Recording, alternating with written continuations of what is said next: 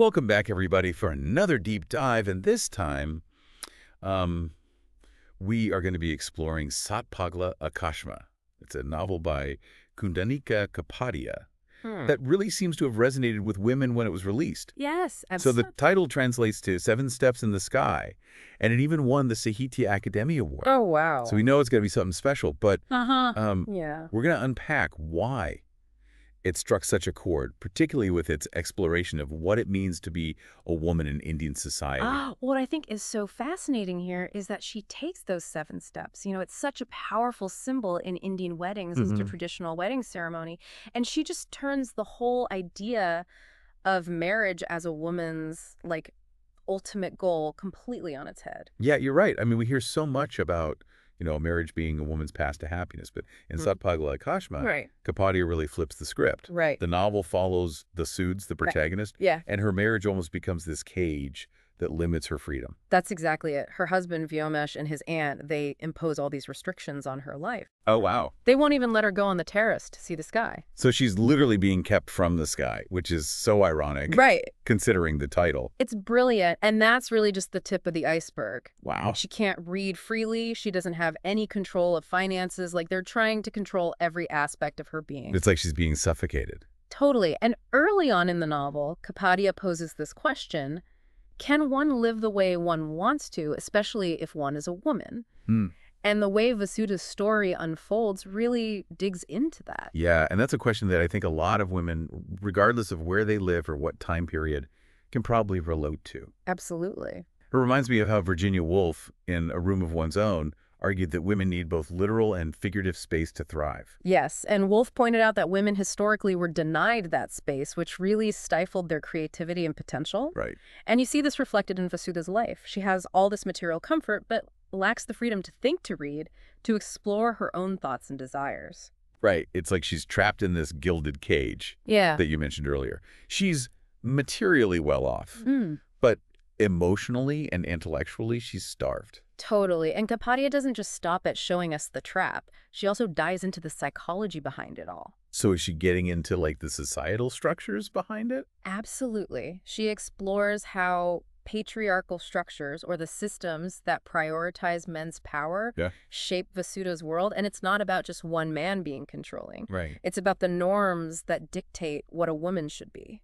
Okay, so for someone who hasn't encountered that term before, how would you explain patriarchal structures Sure. in a way that makes sense in everyday life? Think of it as this invisible force that tells women that they should be quiet and submissive and always put other people's needs before their own. It's the pressure to get married, have children, be the perfect wife and mother. Right. Those messages are everywhere, and they shape how women see themselves and their place in the world. Yeah, that makes a lot of sense. And it's so clearly reflected in how Vasudha is always worrying about what other people think Yes. and silencing her own voice. Exactly. There's this heartbreaking moment where she's reflecting on her life, and she says she has never acted according to her own feelings. She had always taken into account what others would say, and feels she had always disregarded her own views. Wow. This internalized oppression where women police themselves to fit these norms is perhaps the most insidious form of patriarchy. It's like they're being controlled without even realizing it. Yes, and it actually connects to another important concept in feminist thought. Go ahead. Simone de Beauvoir's idea of women as the other.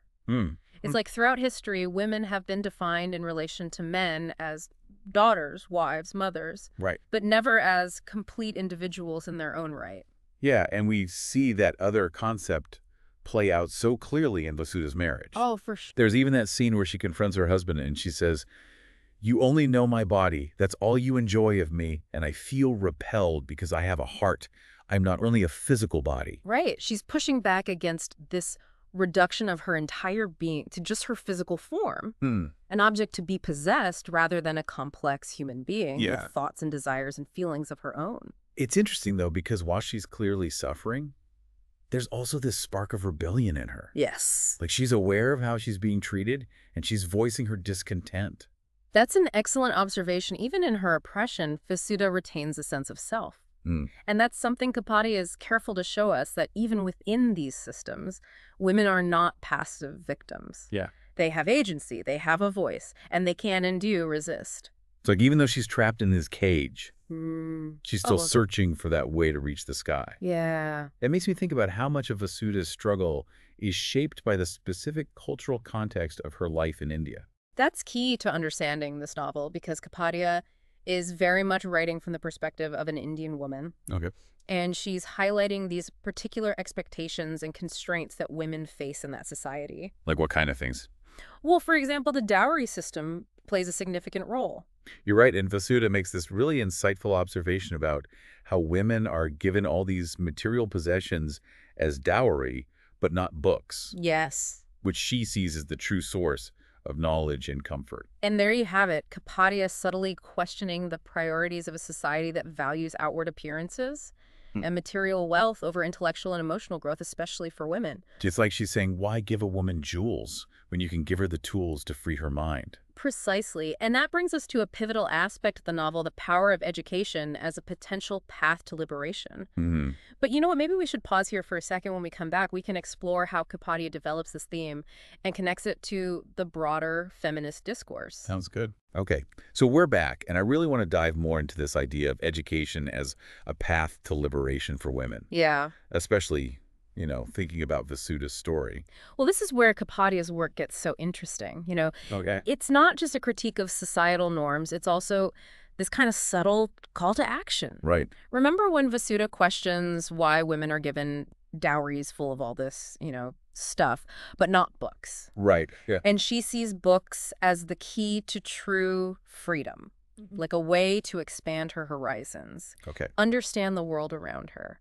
Yeah, I see that. It's like she's yearning for something Yes, more than just the traditional role she's been assigned. absolutely. And it makes me think of Betty Friedan's book, Yes. The Feminine Mystique. Oh, yeah. Friedan really challenged that whole picture-perfect image of the happy housewife and exposed, the discontent that so many women were feeling Right. despite having, material comfort. That's a fantastic parallel, and both Friedan and Kapadia highlight that intellectual and emotional suffocation Right. that comes from being confined to just those domestic roles. Yeah, and it still resonates today. Oh, absolutely it does. So many women are still grappling with these expectations, Yes. trying to forge their own paths. Exactly. But going back to Vasudha, I think it's interesting that while she craves that knowledge Right. and freedom, she's also still so influenced by societal pressures.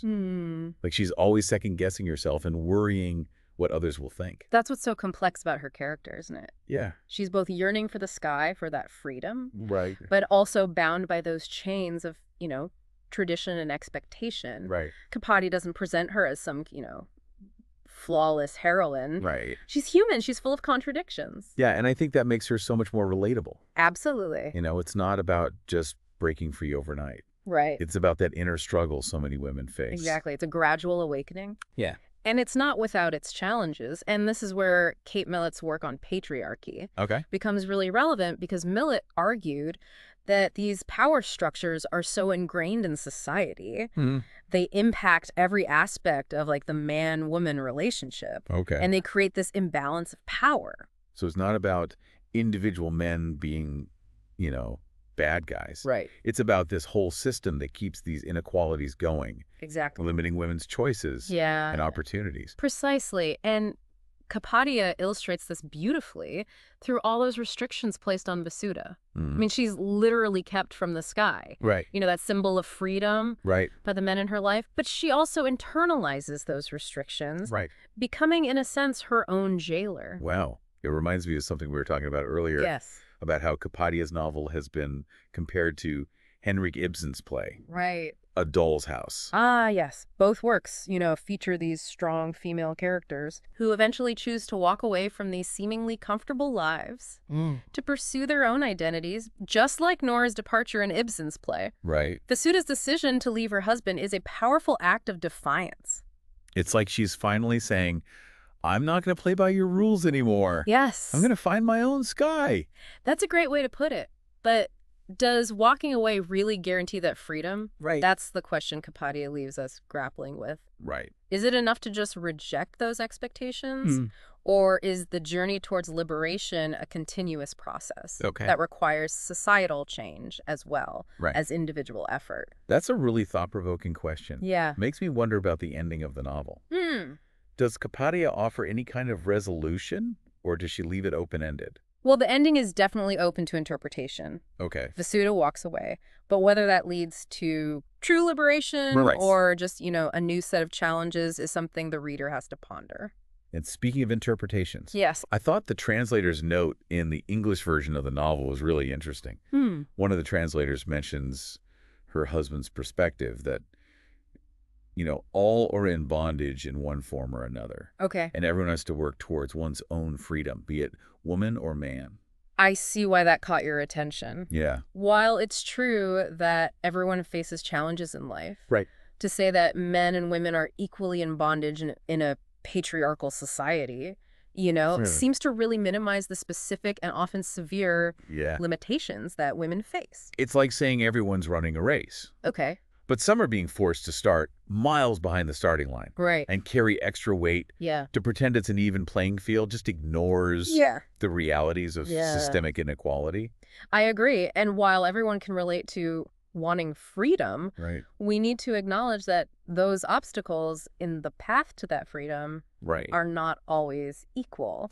And Kapadia's novel really shines a light on those specific hurdles women face because of these ingrained patriarchal structures. Exactly. Get talked about. And it's in that specific focus. Yes. That nuanced exploration of Vasuda's journey.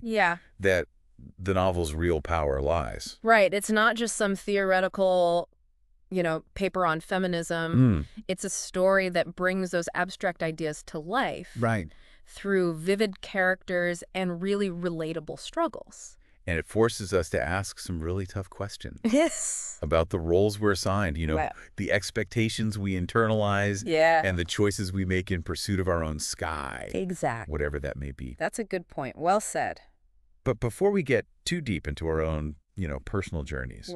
Let's bring it back to the novel for a second. Okay. We've talked about the constraints that Vasudha faces. Yes. But we haven't really talked about her relationships with other women. And I'm curious, how those relationships shape her journey and contribute to those overall themes of the novel. Yeah, that's a really good point. We've been so focused on those patriarchal structures. But it's so important to remember that women aren't just reacting to men. They have these complex relationships with each other, too. Absolutely. So how does Kapadia kind of explore that in this novel? Well, that's one of the things that makes Saat Pagla Aakashma so richly layered. It's not just Vasudha versus the men in her life. It's about the subtle ways that women can perpetuate these same limitations, even if unintentionally. Can you give me an example? Well, think about Vyamesh's aunt. Okay. She represents that older generation that has embraced those traditional roles so fully. She's the one enforcing those rules, policing Vasudha's behavior, and just reinforcing this idea that a woman's place is in the home. Serving her husband and family. It's like she's almost become a guardian of those patriarchal values. Like she's internalized them so much. Totally. She just sees it as like the natural order of things. Exactly. And it creates this really interesting dynamic between her and Vasudha. There's a sense of both conflict and almost this twisted kind of kinship. They're both bound by those expectations. But Vasudha's starting to question them. Which really creates friction. And then there's also Vasudha's relationship with her own mother. That we haven't really touched upon yet. Yeah, that's a key one, too, because it helps us understand how these cycles of oppression can continue. Across generations. Vasudha's mother represents that kind of resigned acceptance of a limited life. She's never challenged those norms, never sought anything beyond her role as wife and mother. So she's almost like a cautionary tale for Vasudha. Exactly. Like, this is the path that you don't want to take. Exactly. And it really highlights this important question. How do you break free from these patterns when they've been so ingrained in you from childhood? From when you were a little girl. Yeah, Kapadia doesn't give us these, easy answers. But she shows us that it's possible. Right. Vasudha's rebellion, her choice to walk away, represents a rejection not just of her husband, but of this whole system that shaped her mother's life and her own. It's like she's breaking that chain. Yeah. And refusing to let it define her daughter's future. And that's where I think this novel offers this glimmer of hope, you know? Yeah. Even though it's open-ended, even though her journey toward the sky is still ongoing, she takes this crucial step in the right direction. And, you know, it's interesting because while Saat Pagla Aakashma is set in India and deals with, you know, these specific cultural nuances, these themes of societal expectations and limited roles and the yearning for freedom are so universal. Oh, absolutely. You know, I can see why it resonated with women all over the world. Yeah, absolutely. At its heart, it's a story about what it means to be a woman. You know, to navigate those webs of relationships. Yeah. And to find your own voice in a world that often tries to silence you. And it reminds us that that fight for equality, for our right to, you know, our own sky. It's this ongoing process. It's not about achieving that, you know, perfect liberation. Right. It's about constantly questioning those boundaries. Yeah. And supporting each other. Exactly. And sometimes, you know, it's about having the courage to just walk away from what's comfortable, what's expected, and just step into the unknown, even if you're not sure what's out there. Well said. So as we wrap up our deep dive into Saat Pagla Aakashma, I want to leave our listeners with one final thought. Okay. We've talked about Vasudha's journey, you know, all the challenges that she faced, the choices she made. But ultimately, her story is just one piece of a much larger conversation. So I'm going to ask you, dear listener, what does the sky represent for you? And what steps are you willing to take to reach it? That's a beautiful way to end this discussion. Well, thank you. And remember, even small steps can lead to big changes, both in ourselves and in the world around us. That's so true. Keep questioning, keep exploring, and never stop reaching for your own sky. Couldn't have said it better myself. Thank you so much for joining me for this deep dive. It was my pleasure. And thank you to all of our listeners for tuning in. We'll see you next time.